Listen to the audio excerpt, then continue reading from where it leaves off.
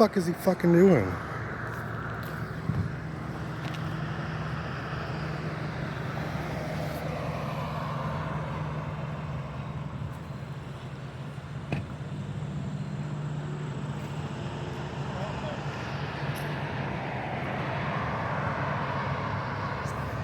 What's up?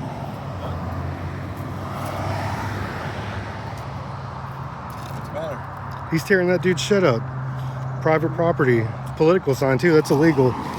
They tore ours down. We put ours up there, and then we saw them tear it down. Doesn't make it right. Should tell the police. Huh? What are you guys up to? That guy just ran over there and tore their fucking signs down. Well, just don't put any on my property. I don't know what your property is. I don't like politicians. I don't care what. These days, that's the way to fucking be.